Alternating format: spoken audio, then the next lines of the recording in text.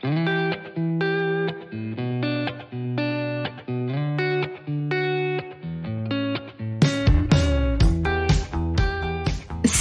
je suis Sandra et je te souhaite la bienvenue sur le podcast qui va te donner envie de réaliser tes projets et même tes rêves les plus fous.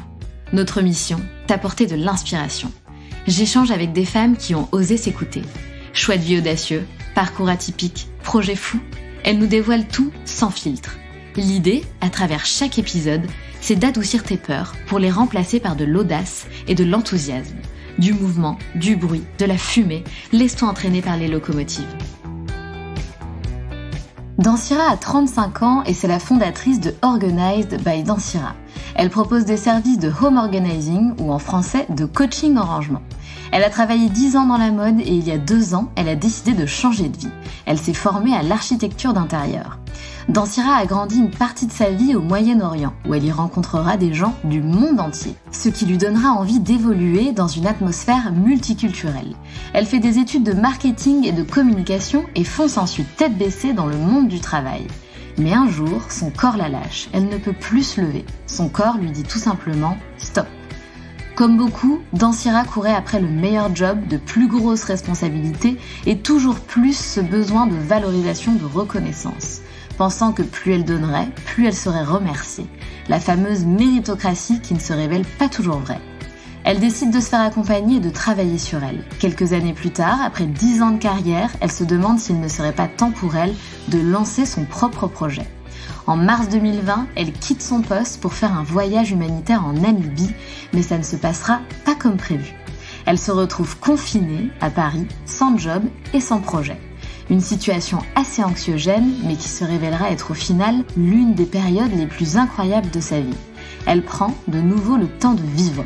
Elle prend conscience d'une chose, elle s'épanouit en dehors du travail. Durant cette période, elle repensera tout son intérieur et elle se prendra de passion pour le home organizing. Elle réalise à quel point ça rend la vie plus facile et plus belle. Dansira nous explique comment elle est sortie du burn-out, les étapes par lesquelles elle est passée avant de donner vie à son projet et ses conseils pour justement trouver sa voie. Elle nous explique aussi en détail quels sont ses services, que propose-t-elle, qui sont les personnes qui font appel à elle et quels sont les bienfaits de ces services sur notre vie. Sa mission, aider les gens à repenser leur intérieur pour se sentir bien chez eux.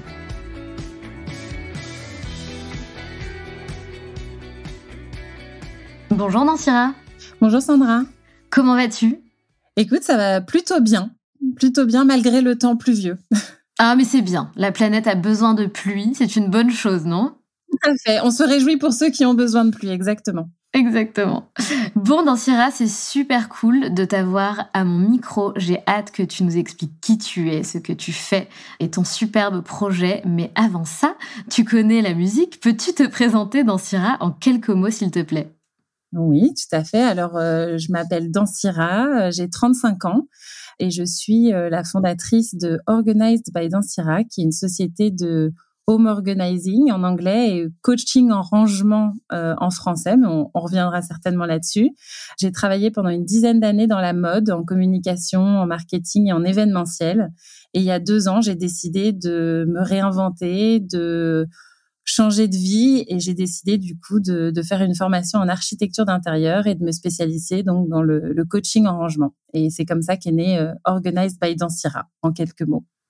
Génial. Et donc, on va rentrer d'ailleurs dans le vif du sujet, enfin, donc surtout, avant tout, dans ton histoire, dans ton parcours, pour comprendre qui tu es. Je crois que nous avons un point commun qui est notre cher ami le burn-out.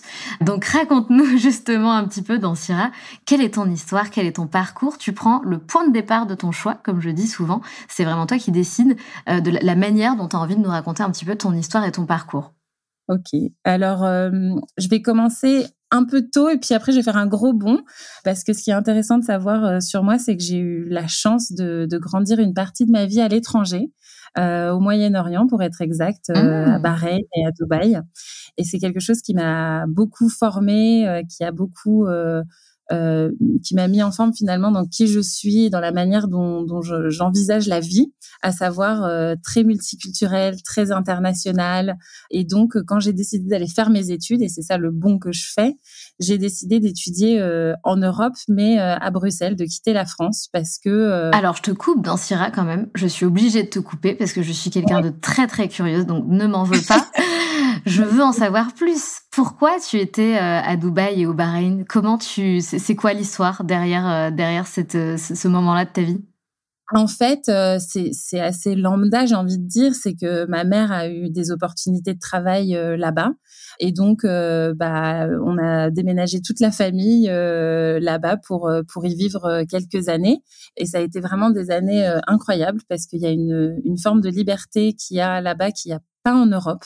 Il n'y a pas de criminalité, il y a pas de danger, il y a pas de risque. Et du coup, c'est vrai que quand on est adolescent, on jouit d'une forme de liberté que mes amis qui ont grandi en Europe ne connaissent pas. Et on vit dans un environnement extrêmement multiculturel. Donc moi, je suis partie, j'avais 13-14 ans, j'étais adolescente, je parlais pas anglais. Et j'ai rencontré des gens, mais littéralement du monde entier, d'Amérique du Sud, d'Australie, d'Asie, des États-Unis, d'Europe, d'Asie, d'Inde, de vraiment partout dans le monde. Et ça a été une expérience incroyable. Ah non, mais c'est génial. Merci du coup pour cette petite précision. Je te laisse reprendre là où tu en étais. Et donc, du coup, j'ai décidé de faire mes études en Belgique. Pas du tout pour des raisons académiques, mais parce que y avait un gros campus, un peu à l'américaine, où toutes les disciplines finalement étaient mélangées sur le campus et avec des restaurants, des bars, les salles de classe, des infrastructures pour faire du sport. Et je me suis dit, c'est là que je veux étudier, plus en termes de géolocalisation que de projets académiques. Et donc, j'ai fait des études de communication, de marketing. Et c'est ainsi, à la fin de mon master, je me suis lancée dans la communication, le marketing, dans un très gros groupe qui s'appelle VF. Et j'ai commencé ma carrière comme ça. Et tout s'est un peu mis en place naturellement, à savoir, tu fais ce que tu as à faire. Je pense qu'on a aussi ça en commun, toi et moi, c'est que tu fais des études parce que c'est normal de faire des études, c'est aussi un privilège. Tu trouves un premier job dans une super boîte et puis tu gravis les échelons, tu grandis, t'apprends et tu fonces un petit peu tête baissée comme ça. Et au bout de quelques années et une expérience très difficile avec un manager pas facile non plus, j'ai été dans le mur parce que à force de trop donner, à force de trop s'investir, le corps lâche. Et c'est vrai qu'un jour ça a été hyper violent, plus moyen de me lever le matin. Ça faisait des mois que j'allais au travail en pleurant, c'était horrible. Et puis un matin, plus moyen de me lever et mon corps a dit stop. Et ensuite, mon esprit a dû un petit peu rattraper et faire en sorte de remettre les choses d'équerre. Ça a été une période pas facile, mais qui m'a appris beaucoup sur finalement les limites que je me mets dans le travail et les limites à pas dépasser pour justement pas retomber dans ces écueils, pour être épanouie finalement dans son travail. Et justement, je voulais rebondir sur ce que tu disais tout à l'heure, c'est que effectivement, lorsque l'on s'est parlé toutes les deux avant de faire cet enregistrement, tu me dis que tu pensais que la méritocratie t'apporterait le bonheur. Et effectivement, c'est un point commun, tu as raison, qu'on a. Moi aussi, j'avais un petit peu cette croyance-là. Et on se rend compte que pas du tout. Et c'est pour ça que du coup, on va chercher à mettre un petit peu le curseur ailleurs finalement. Oui, tout à fait. Je pense que tu commences ta carrière avec beaucoup d'envie, beaucoup de naïveté et une incompréhension totale de ce qu'est le monde de l'entreprise. Et que ces trois facteurs combinés font que tu te dis que plus tu travailles, plus ça va être vu, plus ça va être valorisé, plus tu vas pouvoir grandir et plus on va entre guillemets, te mettre en avant et te faire grandir, t'apprendre et te faire évoluer. Et en fait, tu te rends compte que c'est pas nécessairement ceux qui travaillent le plus ou ceux qui ont les meilleurs résultats qui réussissent le mieux. Et pour moi, ça a été une énorme claque parce que je pense que j'étais très naïve. Et je pensais sincèrement, effectivement, comme tu dis, que la méritocratie, ça faisait son job, quoi. Et que plus tu donnais, plus tu serais remercié. Et je pense que le monde de l'entreprise est pas du tout construit comme ça, personnellement, je l'ai appris de manière assez brutale et assez violente, mais c'est une leçon qu'il faut retenir parce que effectivement, c'est pas le pays des bisounours, quoi. Oui, ça se saurait. Ça se saurait. Et donc voilà. Et donc après cet épisode, après c'est plein de facteurs. Effectivement, je passe rapidement, mais moi j'ai vraiment eu un manager qui a été particulièrement difficile. J'ai eu un contexte qui a été particulièrement difficile, et c'est vrai que moi, je vois, et encore aujourd'hui, même quand moi j'ai été manager, je voyais mon rôle comme quelqu'un qui fait grandir les gens, qui t'aide, qui va te pousser à être la meilleure version de toi-même professionnellement. Et je suis tombée sur quelqu'un qui avait pas du tout ces valeurs-là, qui était extrêmement égoïste, qui prenait mon travail et qui mettait son nom dessus. Et ça a été très dur, ouais. Et comment t'as fait alors? C'est un matin, t'arrives pas à te lever, c'est clairement impossible. Qu'est-ce que tu fais? Quelle décision tu prends? À quel moment tu te dis, OK, là, il faut vraiment que je me sorte de cette situation? Et surtout, voilà, quelle méthode tu as utilisée? Est-ce que tu t'es fait aider? Qu'est-ce que t'as fait, en fait, pour te sortir de ça? Alors, la première chose que j'ai faite, c'est d'aller chez le médecin parce que je comprenais pas ce qui m'arrivait. Je me disais, mais pourquoi, qu'est-ce qui est différent aujourd'hui finalement d'hier? Parce que hier j'ai réussi à me lever, j'étais triste et c'était dur, mais j'y suis arrivée. Donc voilà, donc j'ai été chez le médecin et là j'ai commencé à tout raconter. Et évidemment, les vannes se sont ouvertes, et je pense qu'il y a les personnes qui sont victimes de burn-out, ils vivent tous un peu ce moment où tu ouvres les vannes et tu racontes tout à quelqu'un, un médecin ou quelqu'un d'autre, un thérapeute ou quoi. Tout à fait. Et là, c'est tout qui sort. Et le médecin me dit, on va s'arrêter un petit peu, hein. On va faire une petite pause, hein, parce que là, clairement, il y a besoin de se reconstruire un petit peu. Donc, j'ai été arrêtée pendant plusieurs mois, qui m'ont fait énormément de bien, mais en même temps énormément de mal, parce que j'étais jeune, j'avais 25 ans, et je voyais vraiment tout ça comme un énorme échec. J'avais l'impression d'avoir raté là où je pensais que les autres y arrivaient, et je me disais, mais qu'est-ce qui va pas chez moi? Pourquoi j'y arrive pas? C'est de ma faute, etc. Donc, il y avait tout un travail de thérapie, de travail sur soi, de coach, qui t'aide à reprendre confiance, et surtout, je l'ai déjà dit, mais à remettre le travail à sa juste place, finalement. Tu peux pas chercher dans le travail tout l'accomplissement de ta vie. Je pense que c'est une partie, évidemment, une partie très importante, mais c'est pas tout. Et il faut savoir mettre des limites, connaître ses propres limites, qui sont différentes d'une personne à l'autre. Et moi, personnellement, comme toi, je le sais, c'est la psychothérapie qui m'a le plus aidée. J'ai essayé plein de choses, mais c'est ce qui m'a le plus aidée à me dire que non, c'est pas de ma faute, que j'étais dans un environnement qui était pas sain, j'étais probablement pas à ma place, et qu'il fallait que je trouve finalement une autre place dans le monde du travail. Et là, on était en quelle année? Là, on était en 2013.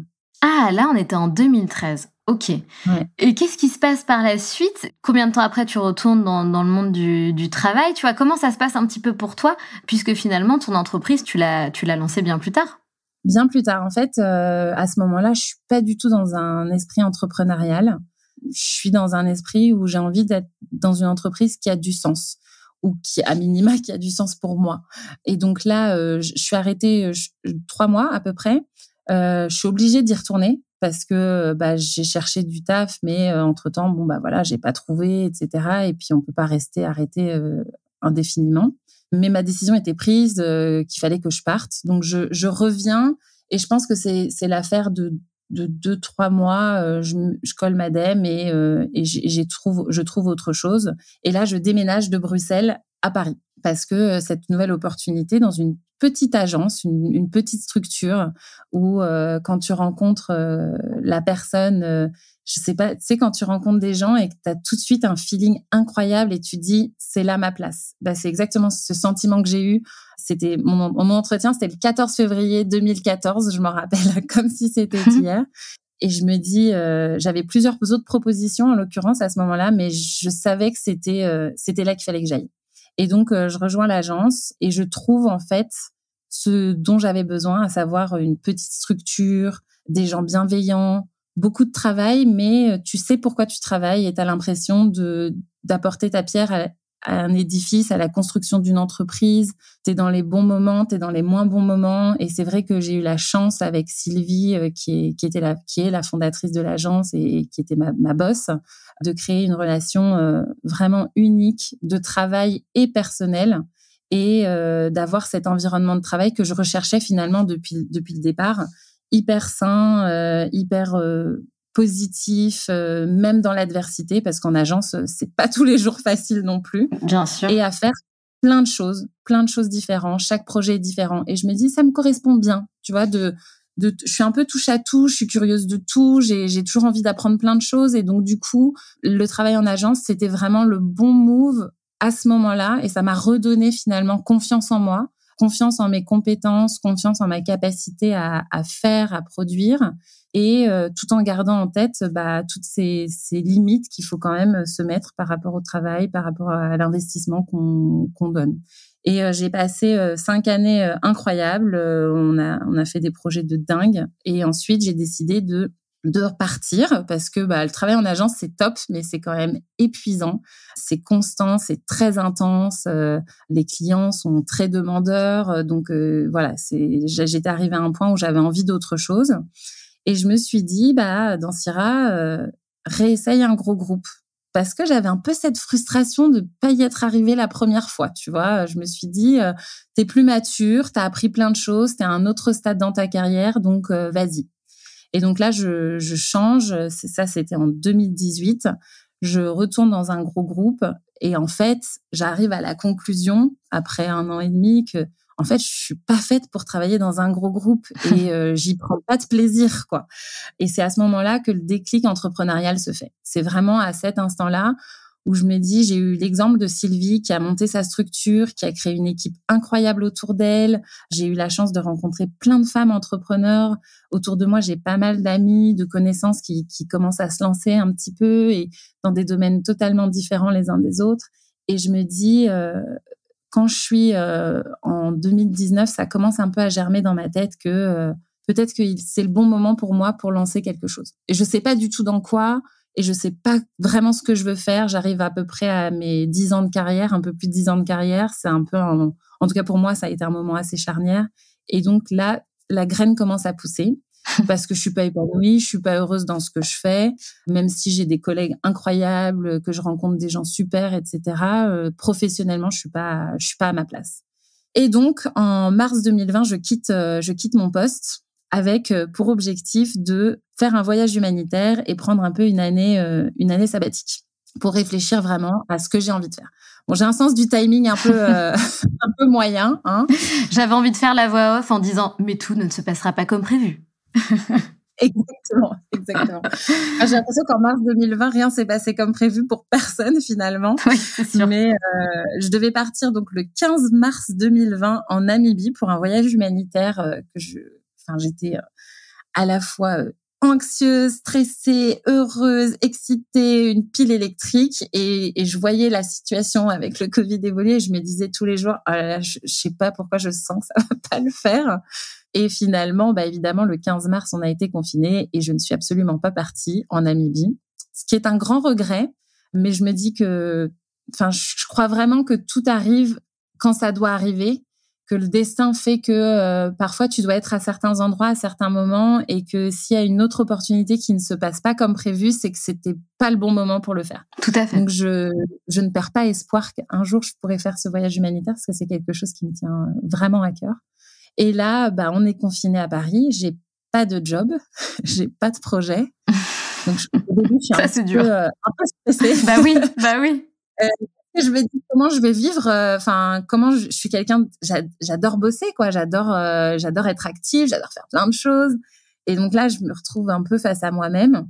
Et en fait, indépendamment évidemment de la situation sanitaire, médicale et tous les décès qui sont passés, mais moi personnellement, le confinement, que je pensais être une période atroce, s'est révélé être une période incroyable, où j'étais dans ma bulle, où j'ai fait toutes les choses que j'avais plus le temps de faire, ou que je ne prenais plus le temps de faire, si on est tout à fait honnête. Il a fait super beau pendant ces 2 mois, et c'est vrai que ça a été une période pour moi dorée, où je me suis rendu compte que je pouvais m'épanouir en dehors du travail. Et c'était une grande nouveauté. J'en avais pas vraiment conscience.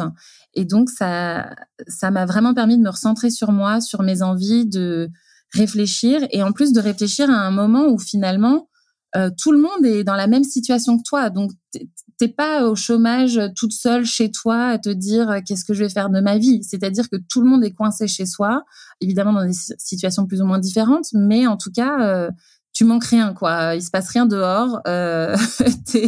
T'es au même niveau que tout le monde. Et c'est là que je me dis, ça fait 6 mois, 8 mois que ça te trotte dans la tête, que tu te dis, mais j'ai envie de lancer ma propre structure. J'ai aussi envie de changement. J'ai envie d'apprendre de nouvelles choses. J'ai envie de me lancer un nouveau challenge. J'adore mon métier de com, d'événementiel, etc. Mais j'en ai un peu fait le tour. Et là, je me dis, lance-toi, fais une formation et lance ta boîte en home organizing. Alors, ce qu'il faut savoir, c'est que je suis passionnée d'organisation, pas que d'organisation de maison, mais d'organisation dans ma vie. Je suis quelqu'un d'extrêmement organisé, très rigoureuse, très carrée, etc. Et en fait, je suis passée de l'organisation d'événements à l'organisation de maison. Donc, on n'a pas non plus fait un step énorme. Mais j'ai quand même une question par rapport à ça dans Syrah. En fait, j'ai beaucoup, moi, de femmes qui me contactent ou qui prennent des coachings avec moi pour justement que je les aide, que je les aiguille à trouver leur voie. Alors, justement, dans ton cas, tu nous dis au début que tu n'avais pas forcément d'idée. Donc, OK, on comprend que tu aimes bien l'organisation. Mais comment tu as réussi à trouver, à te dire OK, c'est ça que j'ai envie de faire, c'est ça qui donne du sens à ma vie. Est-ce qu'il y a eu des étapes? Alors en fait, ça a commencé. La première étape, je dirais, c'est quand j'ai acheté en 2018. J'ai acheté mon appartement à Paris et c'était cata. Quand je l'ai acheté, il était horrible. Je me suis rendu compte de ma capacité de projection à ce moment-là et j'ai tout refait. Et j'ai tout refait, tout l'appartement finalement. On a refait tous les travaux et j'y ai pris énormément de plaisir. Pourtant, c'était une période, j'étais en train de quitter l'agence pour reprendre un nouveau poste. Je venais d'acheter cet appart toute seule, les travaux, c'était une période ultra stressante, mais c'était un peu ma bulle d'air et j'ai surkiffé vraiment repenser les moindres détails de mon chez moi, de mon petit cocon, etc. Et encore aujourd'hui, je suis encore dans cet appart, je l'adore, c'est vraiment, c'est mon sanctuaire, c'est là que je me sens bien. Et ce qui me fait le plus plaisir, c'est quand les potes viennent à la maison et ils me disent « Ah, on se sent trop bien chez toi, j'ai pas envie de partir, etc. » Donc, c'est vrai que là, ça a un peu germé dans ma tête que j'aimais bien tout ce qui était décoration d'intérieur, archi, etc. Et j'en avais pas conscience parce que j'avais pas eu vraiment l'opportunité de le faire. Et là, j'ai des potes qui ont aussi acheté des apparts ou qui ont déménagé, qui m'ont dit « Ah, tu veux pas m'aider? Je sais pas par où commencer, etc. » Et donc, petit à petit, sans que ce soit vraiment des projets professionnels, je suis pas rémunérée, je suis pas, voilà. Mais je commence à faire par-ci, par-là des petites missions comme ça pour aider les copains et les copines. Et j'aime bien ça. Parallèlement, se développe aux États-Unis vraiment tout ce qui est donc home organizing, coaching en rangement en français. Et je suis ça sur Instagram et franchement, je suis fascinée. Je me dis, mais c'est incroyable. Ça rend la vie tellement plus facile, tellement plus belle. Je trouve ça incroyable. Et donc, je suis un peu les aventures de toutes ces home organizers américaines. Je regarde un peu en France, il n'y en a pas vraiment. C'est encore très, très, très timide. Et donc, je vais te dire qu'entre 2018 et donc 2020, ça commence un petit peu dans ma tête à me dire, voilà, pourquoi pas cette voie-là. Après, je me dis, c'est quand même un risque parce que home organizer, c'est un métier qui existe en France, mais il y en a quand même pas beaucoup. Les gens savent pas vraiment ce que c'est. Est-ce qu'il y a vraiment un marché pour ça en France? Parce que, voilà, les États-Unis, c'est pas la France et qu'on a tous, culturellement, etc., c'est pas du tout pareil. Donc, je me pose quand même plein de questions. Et puis, j'ai une amie à moi, Alix, qui me dit, ah, mais ouvre ta boîte, tu pourras l'appeler ma boîte, puisqu'en organisation, on utilise ma boîte. Et c'est pas mal. Un peu un running gag, tu vois, entre elle et moi, etc. Elle me dit, bon, quand est-ce que tu lances ma boîte, etc. Voilà. Et donc, ça germe dans ma tête à ce moment-là. Et donc, en mars 2020, quand je suis arrêtée, je commence un peu à regarder les formations d'archi d'intérieur. Parce que pour moi, je voulais pas vraiment faire une formation en home organizing, puisque je trouvais que c'était pas du bon sens. Enfin, je trouve que c'est beaucoup de bon sens, pardon. Et en fait, je me dis, je vais faire une formation en archi d'intérieur parce que comme ça va me donner une vision beaucoup plus globale de l'aménagement d'intérieur, de la déco, de l'aspect esthétique, de la gestion de projets de travaux, etc. Et en fait, l'idée avait vraiment germé dans ma tête. Et quand je me suis retrouvée toute seule chez moi, c'est devenu presque une évidence en fait, que c'était ça que je voulais faire et que j'allais me lancer soit en archi d'intérieur, soit en organisation d'intérieur, soit les deux, mais que c'était cette voie-là parce que j'avais aussi envie de plus de créativité. Alors en com, on a de la créativité quand même, mais on a quand même beaucoup de gestion de projet, beaucoup de logistique, etc. Et j'avais envie d'explorer un peu cet aspect plus créatif de ma personnalité. Donc c'est un peu tous ces éléments qui ont fait que j'en suis arrivée à cette conclusion, mais de manière un peu, j'ai envie de dire à la fois naturelle et un peu coup de tête, comme quand j'ai décidé d'aller étudier à Bruxelles parce qu'il y avait un chouette campus. C'est pas toujours, mes décisions sont pas toujours très rationnelles, mais quand mon instinct me dit Dansira, c'est ça, je l'écoute parce que globalement, je pense qu'on devrait apprendre à se faire plus confiance à notre instinct parfois qu'à notre cerveau. Donc voilà. Et c'est très important ce que tu dis. Donc moi, il y a plusieurs choses sur lesquelles j'aimerais rebondir, si tu me le permets. Donc déjà, c'est très important ce que tu mentionnes. Tu dis, donc effectivement, j'avais ce désir-là, mais j'étais pas certaine de moi. Donc je me suis dit, allez, vas-y, fonce et on verra bien. Donc ça, c'est très important. C'est un conseil qui est très important.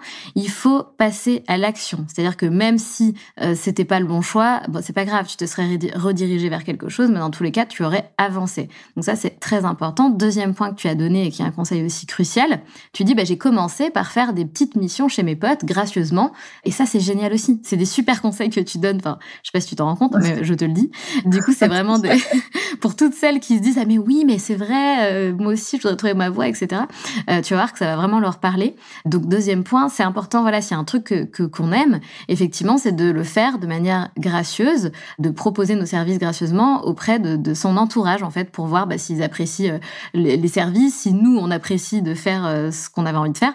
Donc, c'est deux étapes qui sont super importantes. Autre chose sur laquelle je voulais rebondir, c'est que tu parles du Covid, du fait que tu étais très heureuse chez toi. Et donc, je te confirme, ça a été une révélation chez des milliers, millions peut-être de personnes. C'est d'autant plus impactant, du coup, je trouve, d'avoir un projet comme le tien, puisqu'en fait, on a réalisé aussi à quel point il était important de se sentir bien chez soi. Et on en reparlera tout à l'heure. Voilà, je fais un petit parallèle pour faire une transition avec ton projet. On en reparlera tout à l'heure aussi du fait que de ranger son intérieur, c'est aussi une manière de ranger son état d'esprit et d'avoir un meilleur état d'esprit, mais on reviendra sur ça tout à l'heure. Absolument. Tu me parlais en off, tu m'expliquais que au début, tu as commencé à créer du coup une petite communauté sur Instagram, j'imagine en postant, en faisant tes premiers posts, et que tu découvres une vraie sororité entre femmes. Donc moi, la question que j'ai envie de te poser, c'est comment tu as démarré? Comment tu as créé cette communauté? Comment tu t'es débrouillée? Alors en fait, au départ, j'ai un peu foncé tête baissée comme ça. Et ouais, c'est vrai que je te disais ça en off, c'est que j'ai la chance, dans mon entourage proche, d'avoir beaucoup de femmes entrepreneurs et dans des secteurs totalement différents les uns des autres.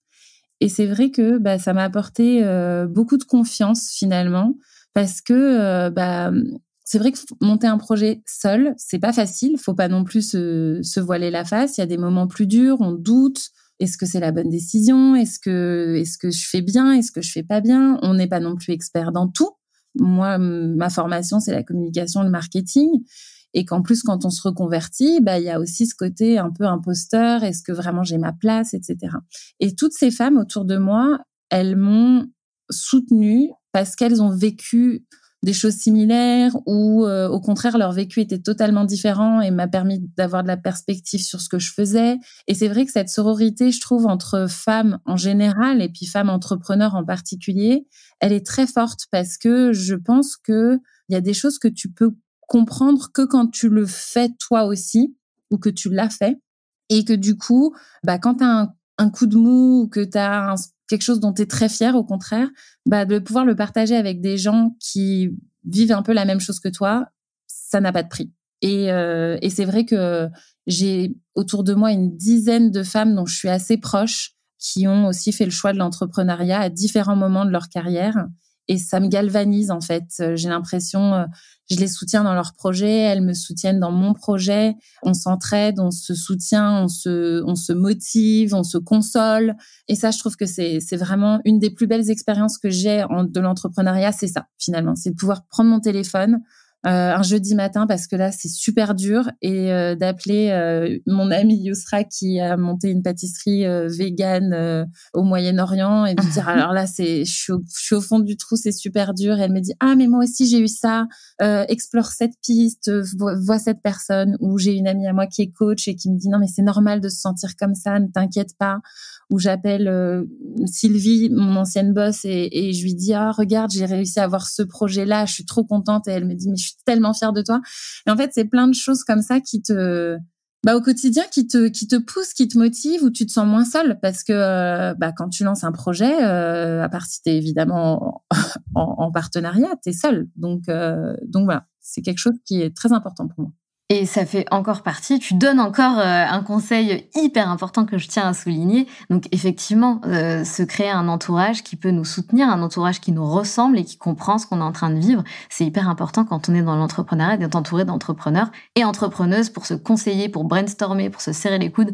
Donc je te rejoins mais amplement. Je peux juste rebondir encore là-dessus parce que j'ai parlé beaucoup des femmes entrepreneurs, mais j'ai aussi beaucoup d'amis IE, comme je sais que c'est ton cas aussi, qui sont mes meilleures cheerleaders, quoi. C'est vrai qu'à chaque fois, elles sont encore plus enthousiastes que moi quand j'accomplis quelque chose. Et elles me disent, mais c'est incroyable, c'est génial, elles sont dithyrambiques, alors que moi, parfois, j'ai le sentiment, que c'est normal ou que voilà, c'est cool, mais bon, je vais pas en faire un pataquès. Et c'est vrai que, comme tu dis, bien s'entourer, c'est hyper important parce que ça te donne confiance en toi. Absolument, absolument.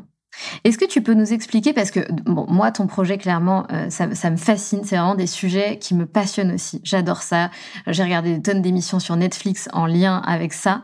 Donc, c'est vraiment des choses que je trouve géniales, que je trouve dans l'air du temps. Tu disais tout à l'heure que les Américains, avec comme d'habitude, étaient en avance sur nous. Donc, clairement, ça arrive de plus en plus chez nous. Et je pense qu'il est important de se sentir bien chez soi. Et comme je te le disais tout à l'heure, ça fait vraiment partie pour moi du bien-être psychologique aussi. Ouais. Donc, qu'est-ce que tu proposes dans Dansira exactement? Donc ça, c'est ce que j'aimerais savoir vraiment concrètement. Qu'est-ce que tu proposes et qui sont les personnes qui font appel à toi? Ouais. Alors, un home organizer, ou en français, c'est coach en rangement. Mais je trouve que coach, c'est pas toujours un très bon terme, si je peux me permettre. En gros, ma mission, c'est d'aider les gens à repenser leur intérieur et l'organisation et le rangement de leurs espaces. Donc, je parle vraiment d'espace parce que parfois, il n'y a pas besoin de réorganiser toute la maison pour se sentir bien. Parfois, on a des espaces qui sont problématiques. Ça peut être la cuisine, ça peut être la chambre des enfants, ça peut être le dressing, ça peut être la salle de bain. Des espaces dans lesquels on n'arrive plus à vivre correctement, où on n'arrive plus à se projeter parce que il y a trop d'objets, il y a trop de choses, on ne sait pas où vont les choses et donc on a l'impression que c'est tout le temps le bazar. Et ça, c'est une énorme charge mentale. Je vais en reparler de la charge mentale parce que c'est un des bienfaits vraiment premiers du home organizing. Et donc, mon job à moi, c'est de venir chez vous et de voir avec vous quels sont les meilleurs systèmes de rangement à mettre en place pour que le rangement et l'organisation restent durables. Et j'insiste vraiment là-dessus parce que mon objectif, c'est vraiment une fois que ma mission est terminée, de me dire que vous allez être capable finalement de maintenir cette organisation dans la durée, même si ce sont des enfants, même s'il y a des ados, même s'il y a une tendance au bazar dans la famille ou dans le couple ou quoi, que finalement, c'est des systèmes qui correspondent à votre mode de vie et qui vont vous permettre d'enlever cette charge mentale du rangement en donnant finalement une place à chaque objet et en commençant par trier tous les objets qu'on a chez soi, ou en tout cas dans l'espace qu'on a choisi d'organiser. Et donc ça, c'est vraiment ma mission. C'est pas juste de ranger, c'est vraiment de donner un système de rangement qui va être durable. Et s'il y a une chose à retenir, je pense que c'est celle-ci. Et donc, c'est vrai que je fonctionne pièce par pièce. Donc, c'est très organisé, sans mauvais jeu de mots. Et du coup, l'idée, c'est vraiment de comprendre comment vous utilisez la pièce en question, quelles sont les problématiques que vous rencontrez au quotidien, comment vous envisagez le tri, parce que il faut savoir que le tri, pour certaines personnes, c'est super facile, mais pour d'autres, c'est vraiment un challenge. Avoir un attachement aux choses, aux objets, à ce qu'on a, c'est tout à fait normal. Et donc, il y a des gens qui ont du mal à se délester finalement. Et mon rôle, c'est vraiment d'accompagner mes clients dans chaque étape du processus, avec ou sans eux. Donc, c'est là où Moi, je m'adapte vraiment aux besoins et aux envies. J'ai des clientes qui veulent absolument qu'on trie tout ensemble parce que justement pour elles, c'est difficile. Et donc, on fait tout le processus de tri et d'organisation et de rangement ensemble. Et par contre, j'ai d'autres clientes qui me disent « Non, moi, j'ai fait le tri, il n'y a pas de problème. Vous venez, vous organisez tout. » Et comme ça, quand je rentre à la maison, ça fait un peu Netflix. J'ai le reveal de l'espace. J'adore. Donc voilà. Donc ça dépend vraiment des gens et mon rôle c'est vraiment d'aider, d'être bienveillante, de donner de la perspective aussi parce que parfois quand on est chez soi et qu'on a le nez comme ça collé aux choses, on n'a pas toujours la meilleure vision de son espace et de donner un petit peu de perspective aux gens par rapport à leurs espaces de vie. Et mes clients, c'est hyper marrant parce que globalement, c'est des femmes, hein, on va pas se mentir. Évidemment. C'est parce que la charge de la maison est encore malheureusement incombe beaucoup encore aux femmes. Beaucoup de mères de famille qui se sont laissées finalement à un moment dépasser ou n'ont pas reçu aussi l'aide dont elles pouvaient avoir besoin et qui ont besoin de faire un espèce de reset, de remettre tout à zéro, de repartir sur une bonne base pour se dire voilà, j'ai atteint un point où là, je me sens plus capable toute seule de remettre les pendules à l'heure et les comptes à zéro et j'ai besoin d'aide pour me relancer finalement. Donc, j'ai beaucoup de personnes comme ça, beaucoup de femmes. Et alors, ce qui est hyper drôle, c'est quand on s'est parlé en off, je t'ai dit, ouais, c'est vraiment que des femmes. Et alors, cette semaine, j'ai eu 3 appels d'hommes. Ah, incroyable. Voilà, je me fais mentir moi-même. Mais bon, principalement, c'est quand même beaucoup de femmes. Et l'idée, c'est vraiment de remettre les choses à plat, reprendre sur une bonne base et de se sentir mieux chez elles. Je pense que c'est ça. Est-ce que, par exemple, une entrepreneuse peut t'appeler, une entrepreneuse qui travaille de chez elle, pour te dire, écoute, Dansira, moi, j'ai un challenge, c'est que j'ai envie de me sentir chez moi quand je suis chez moi au niveau perso et quand quand je travaille, j'ai envie d'avoir un coin qui soit vraiment bureau, mais qu'on puisse faire vraiment dissociation, tu vois, entre bureau et salon, par exemple. Est-ce que c'est des challenges que tu peux relever? Oui, tout à fait, parce qu'en fait, c'est aussi pour ça que j'ai fait ma formation en archi d'intérieur.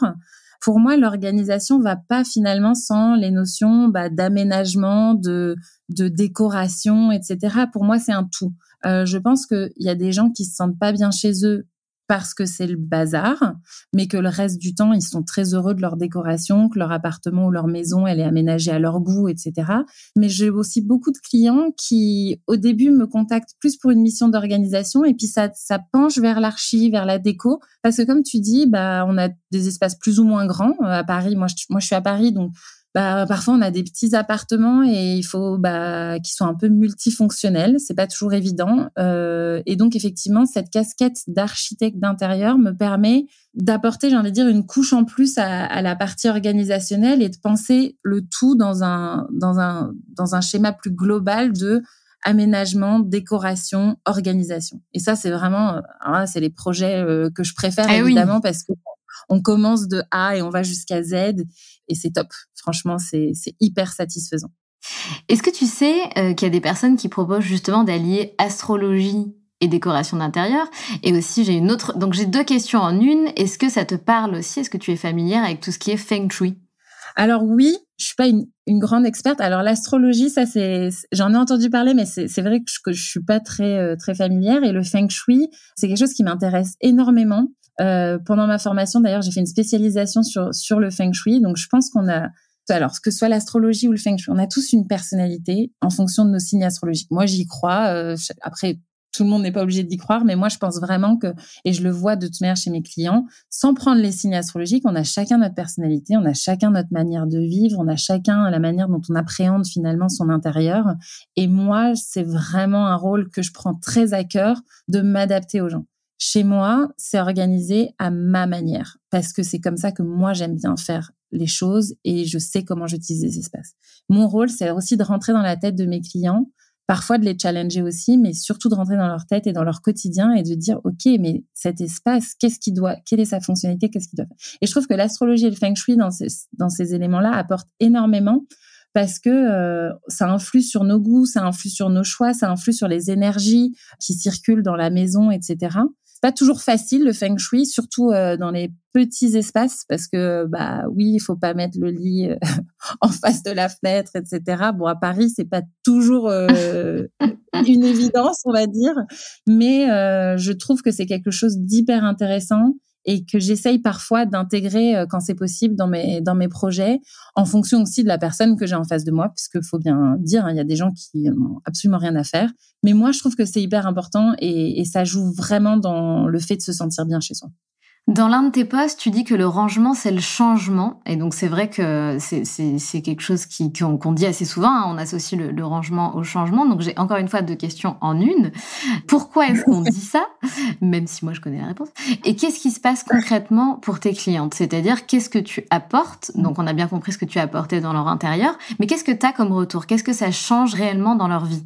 Alors, le rangement, c'est le changement parce que à partir du moment où on décide, et j'insiste vraiment sur la décision, sur le choix de faire appel à un home organizer ou d'organiser son intérieur, on fait le choix finalement de fixer un petit peu les choses et d'entrer, j'ai envie de dire, dans un nouveau mode de vie sans être dramatique, mais dans un nouveau mode de vie qui nous permet d'enlever une charge mentale qui est pas négligeable parce que toutes les maisons de tout le monde à un moment sont en bazar, hein. La mienne y compris. Moi, je veux pas être culpabilisante, je veux pas faire croire aux gens que ma vie c'est Instagram, c'est pas vrai. Je pense qu'il faut arrêter de se culpabiliser quand on a des enfants, quand on a des animaux, quand on a un mari, quand on vit en couple, quand on vit seul. À un moment, c'est le bazar et c'est OK. Il n'y a pas de problème là-dessus. Par contre, quand on a un bon système de rangement, une bonne organisation, ça coupe le temps de rangement en 5. Ça permet de se dire, je sais exactement où tout va, ça va vite, je défais mes courses, ça va vite, je range les jouets des enfants ou les enfants rangent leurs jouets parce qu'ils savent où ils vont, ça va vite. Ma cuisine, on est dans l'accélération et dans le changement où on va se dire je vais plus passer tout le samedi après-midi à ranger toute la maison parce que c'est un bazar pas possible et que de toute manière je sais pas où sont les choses. Je vais plus passer 1000 ans à chercher ce papier ou cet objet parce que je sais plus où je l'ai rangé. Et donc on amène un changement dans le mode de vie. Et ensuite, mes clientes, alors, il y a plein de bénéfices. Donc, être bien chez soi, on l'a déjà dit plein de fois, mais c'est vrai. Le fait est que, on se réapproprie son espace de vie. On se sent mieux, on se sent délesté parce qu'il y a toute cette partie de tri dont je parlais qui est vraiment importante. On allège la charge mentale. Ça, c'est beaucoup les mamans qui me disent ça. Et une de mes plus grandes fiertés, c'est aussi quand j'ai des mamans qui me disent les enfants, ils ont recommencé à ranger leur chambre ou leur salle de jeu ou autre chose parce que ils savent où vont les choses. C'est ludique, c'est fait sur mesure pour eux, pour qu'ils puissent jouer et après ranger les choses. Ça, c'est vraiment une énorme fierté pour moi parce que je sais à quel point c'est pas facile quand on a des enfants. Donc, alléger cette charge mentale de la maintenance finalement de son intérieur. On gagne en efficacité aussi, évidemment.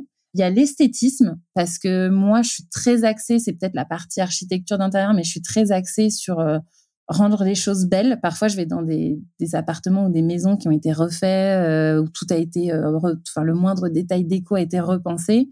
Je me vois pas venir avec toutes mes boîtes et foutre tout ça en l'air et que ça ait l'air complètement moche après. Donc, je pense que l'esthétisme, c'est aussi quelque chose d'important. Et c'est aussi se recentrer sur soi-même. Et finalement, j'ai une cliente qui m'a dit « Je me sens de nouveau bien chez moi et j'ai l'impression de m'être réapproprié mon appartement. » Et ça, c'est quelque chose, moi, quand j'entends ça, je suis trop contente parce que je me dis, quand elle rentre chez elle après une journée de taf ou que elle passe un week-end tranquille chez elle, elle se sent enfin chez elle, où elle a l'impression que ses objets et qu'elle voit tout ce qu'elle a et qu'elle sait tout ce qu'elle a, ça lui apporte du bonheur. Et moi, en tant que personne, indépendamment de ma vie professionnelle, j'adore rendre les gens heureux, tout simplement. Et je pense que c'est ma petite contribution à un bonheur quotidien et à une facilité de vie au quotidien c'est pour ça que j'ai lancé finalement ça, Organize by Dancira. Tu es un peu finalement la Shae McGee française, c'est-à-dire, je sais pas si ça te parle, je sens dans ton rire que ça te parle. Donc ça, c'est une émission que j'ai regardée absolument tous les épisodes. Ouais. Donc Ma Maison Rêvée sur Netflix, et on a l'impression un petit peu que, dis-moi si je me trompe, mais que c'est un petit peu, bon, c'est pas tout à fait pareil, mais on va un petit peu dans ce sens, puisque elle est pas dans une démarche minimaliste. Dis-moi si je me trompe, mais il me semble que toi non plus, tu n'es pas dans une approche minimaliste, voilà, ouais. Contrairement à Marie Kondo par exemple. Du coup, est-ce que ça serait ton rêve finalement d'être un peu la Shae McGee française? Franchement, moi personnellement, je l'adore. J'admire beaucoup ce qu'ils ont construit avec son mari. Je trouve que quand tu connais un petit peu leur histoire, ils sont partis de pas grand-chose, oui. Et ils ont construit un empire. Absolument. Donc, écoute, j'ai envie de te dire, c'est un peu tout ce que je me souhaite. Mais sans se dire qu'on construit un empire, moi, c'est vrai qu'au quotidien, c'est hyper agréable de se dire que t'aides les gens, en fait, à mon échelle, et ça vaut ce que ça vaut, tu vois. Je sauve pas des vies, mais de se dire que t'apportes un peu de bonheur dans la vie des gens, c'est une grande satisfaction, et c'est quelque chose que j'avais pas nécessairement dans mon métier précédent, donc c'est très cool.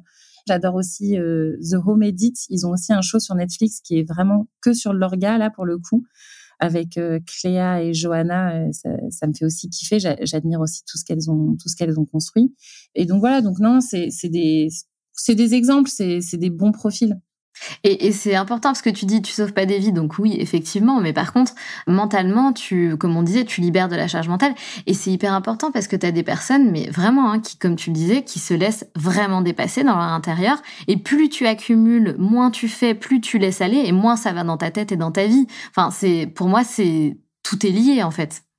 Ouais, c'est sûr. Franchement, moi, je pense que il y a si tu veux, parfois, tu as l'impression que ta vie, c'est une bobine de fil où il y aurait 50 extrémités finalement, au lieu d'en avoir que 2. Et en fait, il faut s'attaquer finalement pour se sentir bien. Il y a plein de choses. Il y a ta santé mentale, il y a ton épanouissement professionnel, il y a ton épanouissement personnel. Et dans cet épanouissement personnel, pour moi, et quelque chose qui est finalement très transverse, c'est la maison, c'est se sentir bien chez soi. Et c'est vrai que, comme tu l'as dit tout à l'heure, le Covid nous a rappelé ça. Nous a rappelé à quel point être bien chez soi, c'est quelque chose qui n'a pas de prix. Moi, comme je te le disais, chez moi, c'est mon petit cocon, c'est mon sanctuaire. C'est là où je me ressource, c'est là où je reçois les gens que j'aime. Et donc, de m'y sentir bien, c'est hyper important. Et effectivement, il y a des gens qui se laissent dépasser. Mais là où je vais revenir juste une seconde sur le minimalisme, parce que tu m'as parlé de minimalisme tout à l'heure, c'est vrai que moi, je suis pas du tout quelqu'un de minimaliste. Les gens ont du mal à le croire, mais il suffit de venir à la maison. Tu es la bienvenue quand tu veux. J'adore les objets, j'adore les choses. Je suis pas une acheteuse compulsive, mais je suis consumériste quand même. J'aime bien acheter des choses. Après, c'est aussi de se dire de quoi est-ce que j'ai besoin, qu'est-ce qui au quotidien m'apporte du bonheur, sans vouloir voler à Marie Kondo, mais en tout cas, qu'est-ce qui me rend heureuse, de quoi j'ai besoin pour me sentir bien chez moi. Moi, par exemple, j'adore les livres, je collectionne les beaux livres, j'en ai beaucoup, ça me prend beaucoup de place, mais c'est quelque chose que je lâcherais pour rien au monde. Il y a des personnes, j'ai des clientes, c'est les vêtements, il y en a d'autres, c'est des bibelots, il y en a d'autres, voilà. Chacun a ses choses, et moi, je suis pas là pour te dire t'as trop de vêtements, ou t'as trop de livres, ou t'as trop de jouets, ou il y a trop de... Je suis pas là pour te dire ça, je suis là pour te dire de quoi t'as besoin pour être épanoui. Et tout ce dont tu n'as pas besoin, ou tout ce qui est cassé, ou tout ce qui est déchiré, ou tout ce tu n'utilises plus, est-ce qu'on peut le décaler pour laisser de la place finalement à d'autres choses? Et je pense que c'est ça qui est important de comprendre, c'est qu'il n'y a pas de jugement, parce que moi, la première, finalement, j'aime bien accumuler certaines choses. Et après, il faut juste choisir. On peut pas tout accumuler. C'est un peu ça le secret. Et ensuite, de mettre en place des systèmes. J'ai une cliente dont j'ai refait le dressing là il y a pas longtemps, Isabelle. Une rencontre incroyable, parce que c'est aussi ça mon métier, c'est de rencontrer des gens incroyables. Et elle est passionnée de fringues. Elle adore les fringues. Elle avait un dressing mais incroyable. Et on a donné, vendu, jeté énormément de choses. Et là, elle me dit, je vois enfin ce que j'ai, et je redécouvre des pièces que je pensais, dont je me rappelais même plus.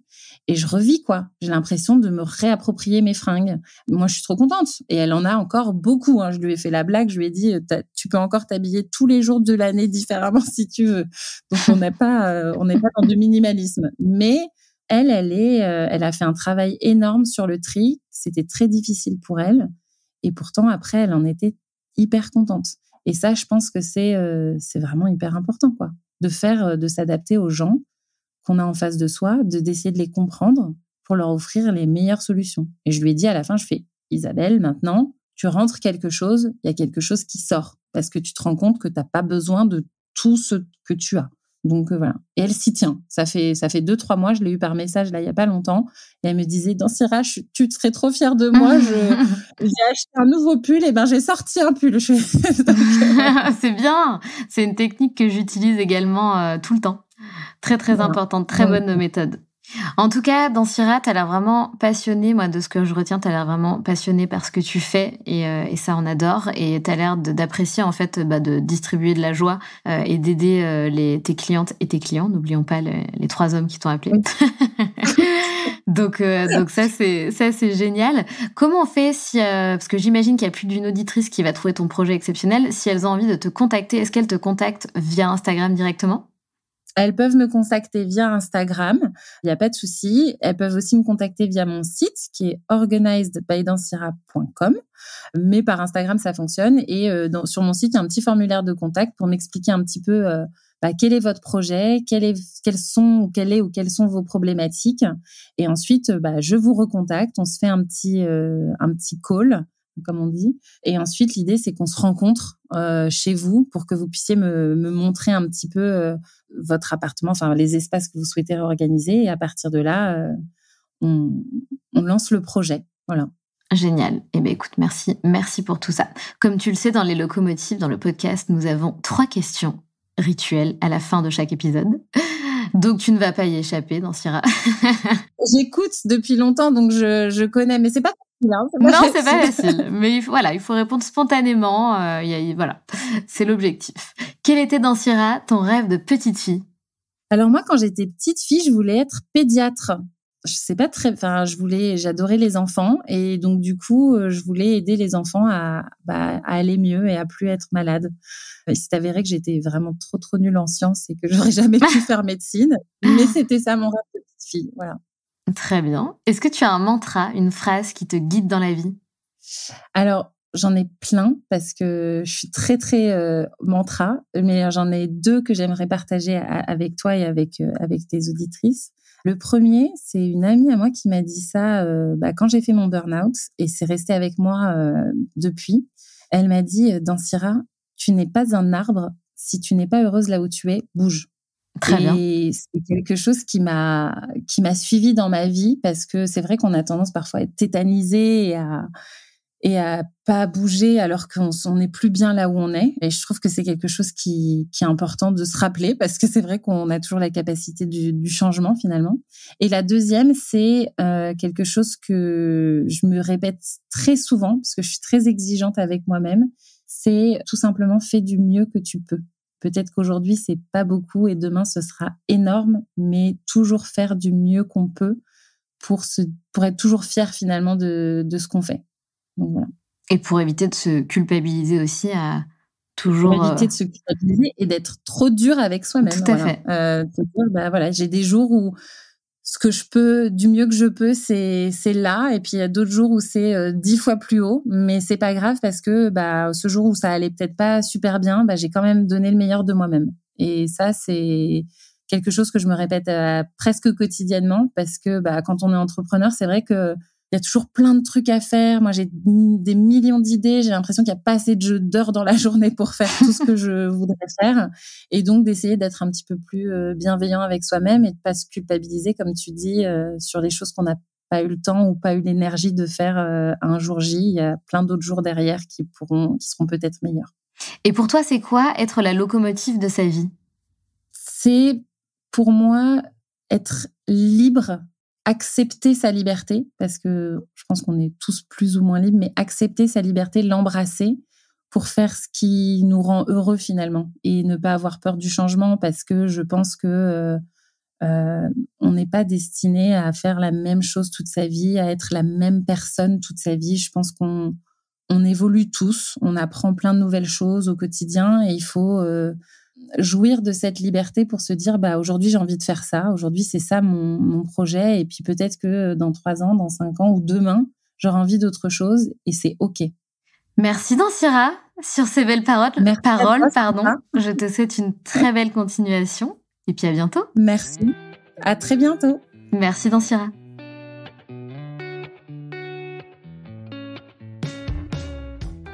C'est la fin de cet épisode et j'espère qu'il t'a plu. Si tu as envie de laisser 5 étoiles sur Apple Podcast ou Spotify, surtout n'hésite pas. Merci pour ta fidélité et on se retrouve mardi prochain pour un nouvel épisode. Pense à rejoindre la communauté Les Locomotives sur Instagram pour toujours plus d'inspiration, de motivation et de good vibes.